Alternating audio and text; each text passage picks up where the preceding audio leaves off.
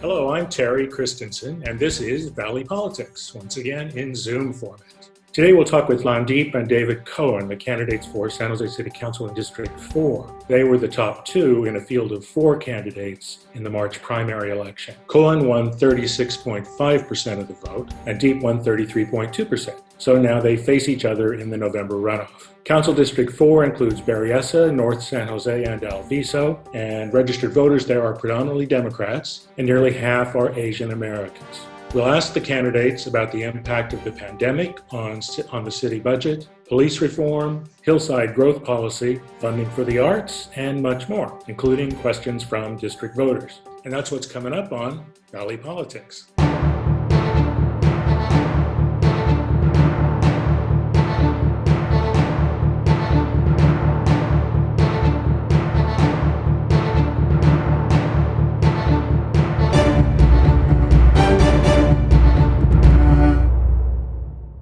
Welcome, everyone, and welcome David Cohen and Lan Diep. So first question, we're now 7 months into the COVID-19 pandemic and recession with projected budget deficits for the city in coming years. Dave Cohen, what would you do to cut spending or increase revenues? Well, we need to make sure we work with our community to continue to meet the greatest objectives of what our neighborhoods need as far as cutting spending. I think that obviously public safety, cleanliness of our neighborhoods, those are going to be the top objectives of our community. So we're going to have to continue to spend in those areas, but we're also going to have to spend on social services, safety net, and continuing to provide for our homeless residents. As far as increasing revenue, we're going to have to make sure that we're tapping into the funds that we have and tapping into the potential resources of our developments to make sure that we're utilizing the bond money that we had in the past to provide for our homeless residents and for our safety net, tapping into federal and state funds for COVID relief to provide the help that our businesses and residents need at this time.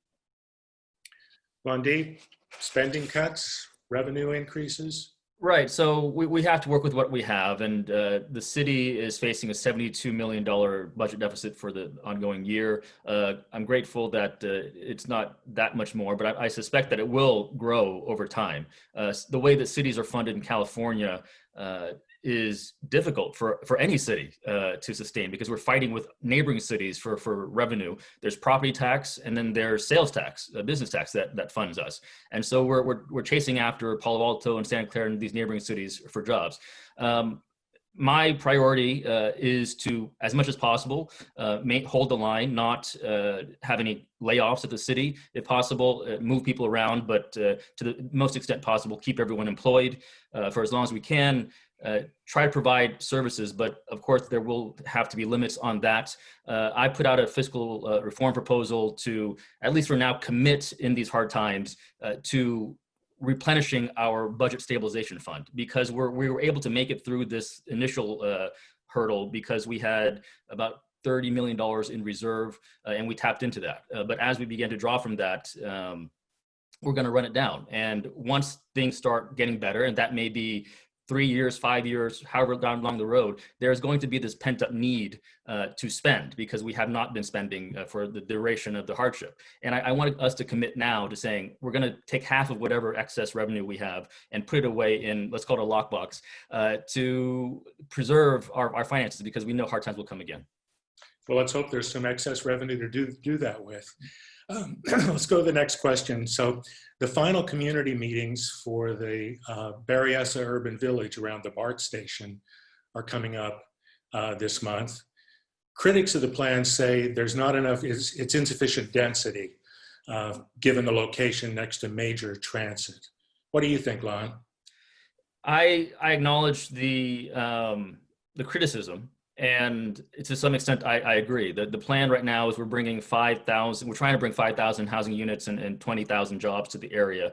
The real issue is vision versus practicality and execution.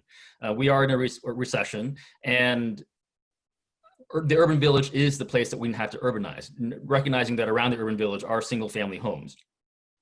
the denser we go, there will of course be some anger and discomfort in the neighboring communities. But also, assuming we go denser, will any developer build that? And I'm fearful that the answer is no. So our trade-off is: do we want to hold out for the perfect development? And that may mean that we have BART come into an empty parking lot for a decade or more, or do we build what we can now so that people come in to something? And there is a real discussion to be had there, because I don't want people walking into the BART station or getting off the BART station and walking into an urban village, quote unquote, of 6-story buildings.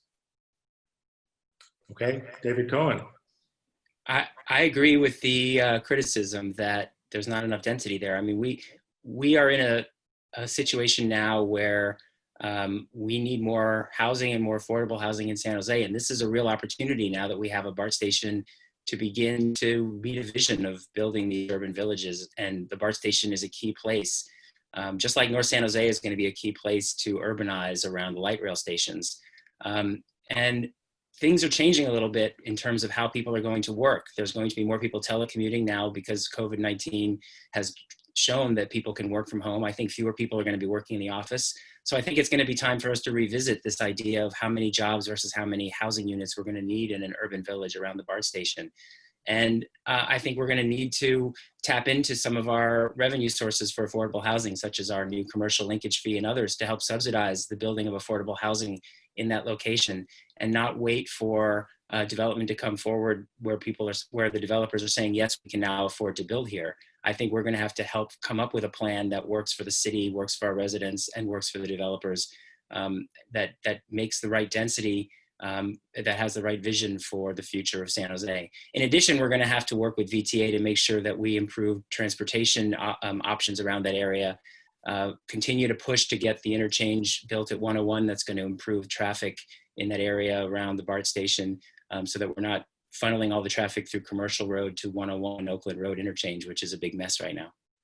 Okay, thank you. We're going to go to our first constituent question. This is from Margie Matthews, who once represented District 4 on the City Council. Here's Margie. One of the best things about Council District 4 is the variety of open spaces we have here. The hillsides, the baylands, creeks and trails, and of course the parks. What is your familiarity with the open spaces in District 4? And what should the city do to protect and improve these community assets? Also, there has always been pressure to develop the Berryessa foothills, and there will be pressure in the future. Do you commit to limiting development in the East foothills? And what more could the city do to protect the hillsides from fire and landslides? Thank you.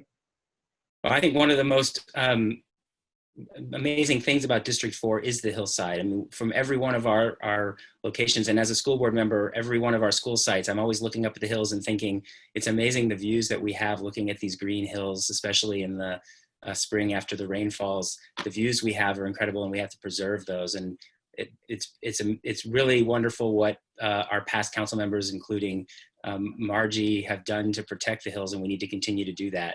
We should be, when we develop in San Jose, focused on infill and not focused on spreading out further into the hills. And so we need to continue to protect the hillside. We shouldn't be expanding into the hills. And in addition to just preserving open space and being worried about fire danger, we also need to worry about things that she mentioned, like landslides and earthquake safety. So I'm for preserving the hills, not expanding our development into the hills any further, and continuing to fill the space that we have already developed in the hills, and also in the flat parts of District 4. Lan? Yeah, so District 4 has a lot of beautiful open space. I agree that we should do our best to preserve it. I want to keep an open mind and see what sort of technologies and methods are potentially available for future development, being mindful of the lack of land for housing and such in San Jose. But on the whole, I think our efforts should be centered around preserving the hillside. During the last round of wildfires, for one night, parts of District 4 up in the hills was under evacuation order. And I, amplified that message from CAL FIRE. And it was not an easy thing to do, but I sent out that message, hey, if you're in this area, please leave. Thankfully, nothing happened, but that's not something that I would wish on myself in the next term or any future council member having to put out that message. So be mindful that climate change is real and that fires are perhaps going to become part of the new normal. We should be very reluctant to develop out that hillside. Okay, thank you. So now it's time for our lightning round. So please limit your answers to just a word or two. Lan, we'll start with you. Do you support or oppose Proposition 15, the reform of 1978's Proposition 13 that would increase commercial property taxes? Oppose. David? I support, and it'll certainly help with question 1 that you asked about revenue. Okay. And David, do you support or oppose the elimination of the inclusionary zoning fee for affordable housing for downtown projects? I oppose that. Lan? Sorry, repeat the question. Do you support or oppose the elimination of the inclusionary zoning fee for affordable housing for downtown projects? For downtown, I've supported that. Lan, do you support or oppose the Charcot Avenue overpass at I-880? I voted for it. I support. David? Oppose. David, do you support or oppose San Jose Measure H, which increases taxes on card rooms and the allowable number of tables? Support it. Lan, Measure H? Support. And Lan, what endorsement are you most proud of? If only one, the Mercury News. And David, what endorsement are you most proud of? I would say the League of Conservation Voters. Okay, David, do you support or oppose San Jose Measure G, which among other things moves investigations of police misconduct out of the police department and into the office of the independent police auditor? Support. Lan? I voted to put it on the ballot, so I support. Okay, let's stick with that topic as we go back to your 1-minute answers. And Lan, we'll start with you on this one. Mayor Liccardo has proposed other reforms, including a review of the use of force policy, removing roadblocks to firing bad cops, and reimagining who should respond to many non-criminal matters. Critics say his reforms aren't sufficient. What do you think? I think we have to start somewhere. And San Jose, when we created the Office of the Independent Police Auditor, we were at the cutting edge in the 90s of police reforms, and I believe we still can be. Other cities have overtaken us, but we have made substantive reforms recently just by altering the duty manual. One of the things that I'm proud of to have contributed was banning the use of no-knock warrants. And simple things like making sure an officer can't cover his or her badge and has to reveal the badge number when requested. So I know that there's more that can be done, but I'm not interested in reading a white paper and going to do it, implementing it right away. We have to do it in the context of San Jose, and we have to recognize that San Jose is not some other city that may be in the headlines for that we've seen. David, police reform? I think there's more that we can do. I think we need to do an overall review of the different kinds of calls that our police department makes, find out whether the police response is always the best course of action, and be willing to take a look at other ways that we can respond to the different needs of our community. Sometimes there will be different approaches that we can take, and sometimes police is the best way to respond, and we can beef up police response in that case. So I think by taking an overall look, we can find where we need to invest more in police services and areas in which we can invest less in police services and reinvest in other services that will better serve our community. So I think that this is an opportunity for us to really do a review and look at the overall way that we're responding to the needs of our neighborhoods. Okay, now here's another constituent question. This one's from Albert Lay, Berryessa resident and volunteer with the San Jose Arts Commission. Here's Albert. I volunteer part of my time in service on the San Jose Arts Commission. But today, I'll be representing myself to ask you an arts-related question. The arts and culture ecosystem in San Jose relies heavily on the transient occupancy tax, the TOT, and is particularly vulnerable to the health of the economy. Smaller arts groups, especially those centered on ethnic, cultural, dance, and arts, are often affected disproportionately. With this sector generating more than $200 million annually and tax revenues of about $14.7 million, would you support alternative funding methods to this critical sector, like an art impact fee or a 1% developer fee for public art? Thank you. Dave Cohen, we'll start with you on this one. Yeah, I mean, the answer is yes, I will consider other funding sources. I don't necessarily have a specific answer as to what that funding source would be. I think a vibrant art scene is crucial for a really strong city. And as it was mentioned in the question, really for a strong economy in the city. And so it's really important for us to find ways to support a vibrant art scene. And in down times like this, it's really important to continue to support that scene and not let it fade away.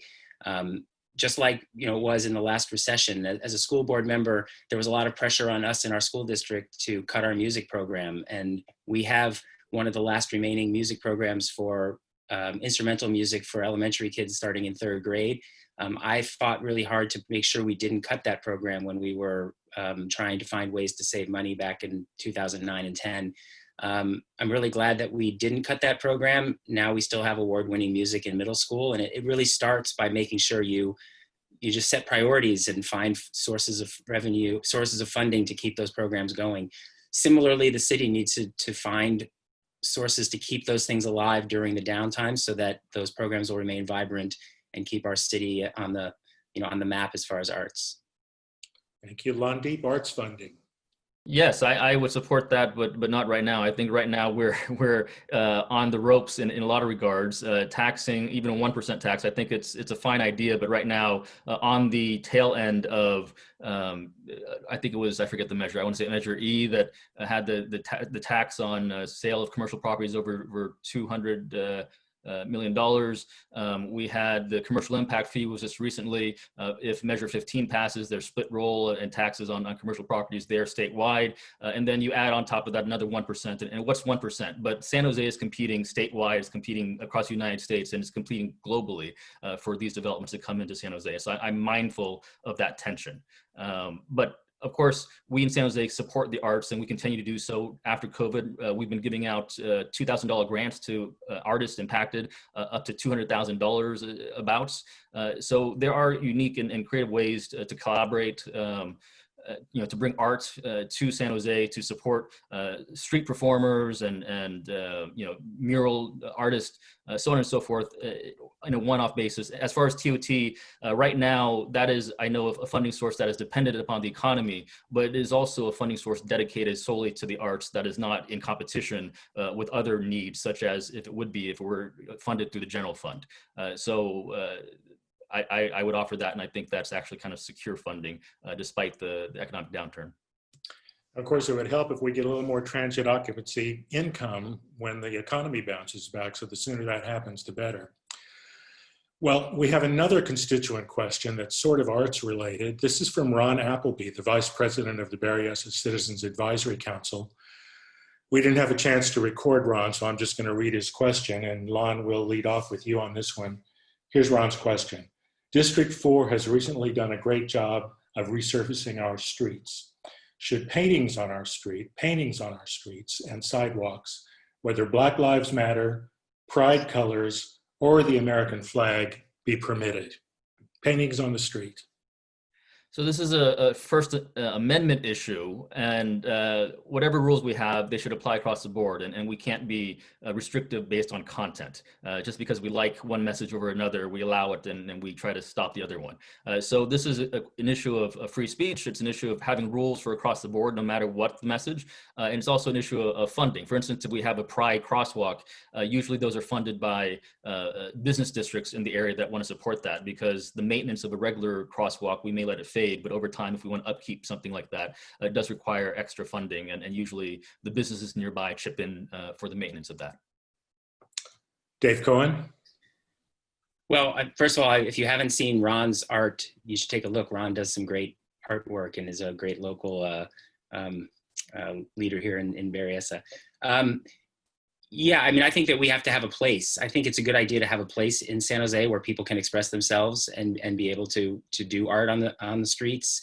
We should also be offering business fronts, storefronts, and I think we've been doing that in some places where people are offering their even now when there's boards or other closed businesses. Downtown Association is working to give space for artists to be able to express themselves publicly, and I think that's a really good thing. I've also been really happy over the years with the program to get the utility boxes painted. And so we can find ways for people to express themselves throughout the city in various ways and various kinds of surfaces. As far as painting on the street, I think that we should at times be tolerant of momentary expressions of people's First Amendment, expressions. We have to find the ways to, have a policy that allows for some temporal expressions that come and go. And I think that that those things can be acceptable in the right time and place. Okay, thank you, Dave. We'll start with you on this next one. So next year, a Charter Revision Commission will consider whether San Jose's form of government should change from the current mayor-council-manager form to a mayor-council form or strong mayor form of government. What do you think about that? I think all options should be on the table and we ought to review them. I'm not going to go in with any preconceived bias about what system is the right system. I think we ought to look at what various cities around the world do and what various cities around the country do and learn from what works and what doesn't work. I think I've said from the very beginning of my campaign when asked about this question that I'm not necessarily opposed to a strong mayor form of government if we have a compelling reason to do it, and we also make sure that we still have the right checks and balances through our council system. And so I think it's a good process that we're going to go through to allow residents to voice their concerns about the process we currently have, about the process that we could have. And so, I think I'm open to, what we're going to hear from those residents and what we're going to hear from what they learn from their studies about what other cities do. Lan Diep, strong mayor form of government. Yeah, so I wrote a memo on this, and I'm all in on the strong mayor form of government, having served on the council for one term, nearly 4 years now. I think that it's time for a city the size of San Jose to move to a strong mayor form of government. In a system where the mayor is elected by all of the electorate, and presumably given a mandate for his or her vision to implement, but then for that person, that mayor, to be potentially hamstrung by not being able to implement it, by having to corral another 5 votes to push that through, when the council members were each elected by our respective districts only. I think that creates an accountability issue, because voters expect that we're going to, whatever the platform is, we're going to clean up San Jose, or we're going to lower taxes, or we're going to make San Jose the arts center of California. Whatever that platform is, when people elect that mayor, they expect some movement to happen around that vision. And right now, the mayor is basically a council member at large. He or she is just 1 vote out of 11. And even though he or she was voted by the entire city, individual council members who are only elected by part of the electorate get to block that quite simply. So and then we hand off work to the city manager, who is not accountable at all to the voters, and that creates questions and layers of bureaucracy. So I really think that when people get upset, they should point to the mayor and say, "Hey, you didn't do what you promised." But right now, the mayor's like, "Hey, I'm trying, but give me some council member allies." So I think it's time to move to a more strong mayor form of government for San Jose. Clearly, we're going to have a pretty lively debate about that over the course of the next year or two. Should be on the ballot in 2022 if it gets to the ballot. So I have another constituent question. This one was sent in to our Facebook page. So here it is, and Lan, we'll start with you on this one. When schools reopen, neighborhood streets near every school will again be clogged with cars dropping off and picking up students. This glut of cars around schools is not good for the neighborhoods, the environment, or especially the children. How can the city of San Jose work with school districts to reestablish the safety of walking or biking to school? So right now in San Jose, we have a better bikeways plan, vision. If you live along Morill and across District 4, you've seen the bike lanes being installed. We're not just trying to do bike lanes, we're trying to do protected bike lanes and really connect a network across the city so you actually can go somewhere. You're not just going a few blocks from your home. So we're doing that, we're mindful of that. And as we open up again, I think schools and class sizes will re-examine how this introduction of Zoom and distance learning will be incorporated into the future times, or the new normal. This may mean an alternate A/B schedule to help with the physical distancing in classrooms for the safety of the children and the teachers. We don't have snow days in California, but I don't think snow days will be a thing anymore, where you just get to stay home because the weather isn't allowing you to cross the street to go to school. We have Zoom now, and I think that will be incorporated into the future of education. Dave Cohen, school safety.